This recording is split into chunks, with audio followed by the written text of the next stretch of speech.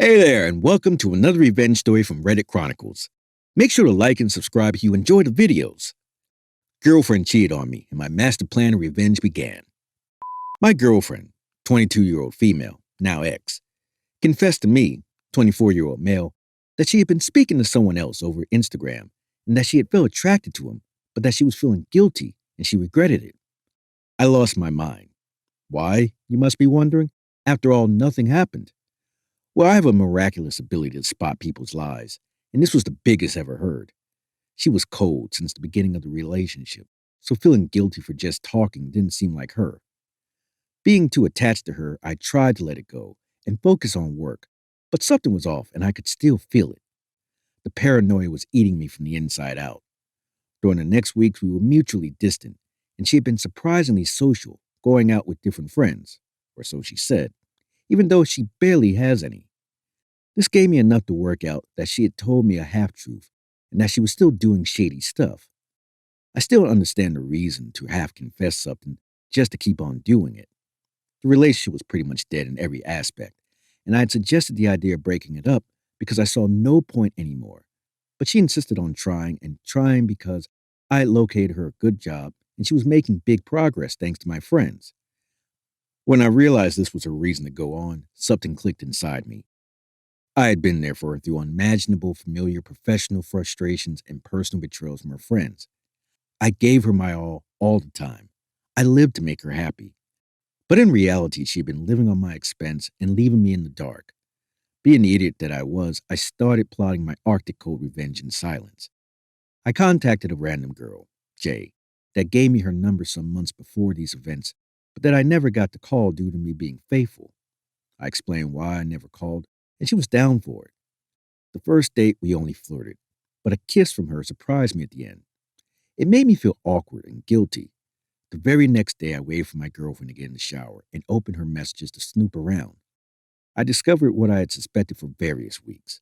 She had kept the show going and to incredible levels, going out multiple times a week, sending pictures, very often and even during time windows in which I was with her, copying and pasting related messages that she sent to me when we met, even posing for him with clothes my parents gifted her for Christmas.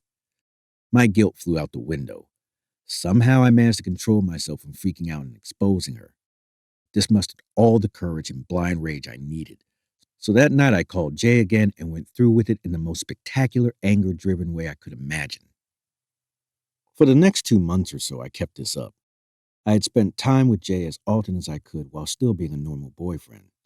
Some days I spent the entire evening with Jay just to see my girlfriend at night and her some more while I focused on the hate in my head. After that, I usually left out little hints of mistrust towards her just to make her feel anxious and guilty. In the end, I broke things off with my girlfriend, uncovering her lies, but kept my things to myself so I could keep my moral superiority over hers. She denied it all, even after I showed proof. She cried for days about getting back together. This part actually made me feel like it was all for nothing and never really gave me closure. Jay got comfortable around me, but I was far gone into the narrative of his plan. I couldn't even consider going out with anyone at this point, so I had to stop things with her too, in a much less dramatic way, because she was partly aware of what was going on with me and was mostly in this until some months passed and the girl that my ex most hated, because she was very popular among common male friends, happened to come to work with me. To my surprise, we up and kind of got close to each other, but not serious. My ex was still bitter over the breakup when she found out and texted me to confirm it. I avoided answering and instead drove to her house to tell her in person and watch her crumble. Edit. All this did nothing but mess with my head. Her cheating gave me anxiety of other people betraying me, but what I did was prove that I too was a piece of shit like no other. Since the realization of this, my treatment for women and relationships has changed greatly. I would never pull some shit like this again. But at the same time, it had to happen for me to change and see the consequences of letting oneself go with rage and hate. It only leads to pain, not healing. For those feeling bad for Jay, I only chose her as my accomplice because she was in a relationship when she gave me her number, hence was trying to cheat. Basically, I thought I was making justice in more than one name. Nevertheless, I feel bad for her. She didn't deserve being caught in my shit and treated like that. She was the only one smart enough to ghost forever. I welcome your despise with open arms. Yeah, this is just bad in every direction. I don't think you should be proud of this, dude. Okay, your ex cheated on you. Break up and move on. Instead, you used an innocent girl and then threw her away like a used napkin. And then in your last paragraph, you were just petty. Sorry, but you were just as much of an ass as your ex. Exactly. I get that it sounds like I am proud, but I am not. I posted this to show what happens when you react like the encouraging comments of this subreddit very often suggest. It never ends well for anybody. This destroyed my psyche way more than being cheated on. Years later, I have seen this with perspective. Many people would think, way to go, man, but your comment is what they need to hear. I took the time to go through your responses to comments. Not everyone will. Basically, you posted this as a way to tell people what hurt can do to rationality, which is throw it all out the window. I didn't do my revenge quite like you did, but I did stoop to the revenge level. No, it isn't justified, and yes, it absolutely was the wrong thing. As long as you learned your lesson and never want to repeat it, then no, you aren't a bad person. You just made a bad judgment call. In life, we are going to make mistakes. Cheating is only considered a mistake if you never do it again. If you are the true asshole who keeps doing it, you can't call it a mistake. I'm sorry she broke your heart. Just know she was only a learning relationship. You will find your person when you heal and let her and all she did go. I appreciate your time, friend. Quite some time has passed since this story, and I have found some peace. I am now able to be close to my current partner, who I love very much and would never, no matter what, do something like this to her or ever in general. As you said, I wanted to give an example to people so they don't make the same monumental mistake. Nothing to be proud of here, using some other girl for your ego, then laugh about it rather than focusing on healing and moving on. Can't tell who is the bigger asshole here, you or her. It happens. You dealt with it in your own way and you learned from your mistakes. I just hope it's a permanent lesson and not a temporary one that will be repeated. Man, I feel bad for what happened to you. And although there is a moral aspect to your situation which can never be justified, I can tell you are a deep thinker. I urge you not to continue with the revenge architect, because in doing so, you become the same thing as you hate. I also heartily wish you best for your future, relationship and otherwise. Good to see so many people with integrity and common sense, which I lacked, I know. I expected the occasional roast, but it is good to see the critics. Nothing you type I haven't thought about before. I still hold anger inside for things not explained on the post, not that it would make it more relatable or anything. It's simply messed up that got me hurting other people and very desensitized to the whole ordeal of cheating and lies. Should have included that I don't really recommend this line of action.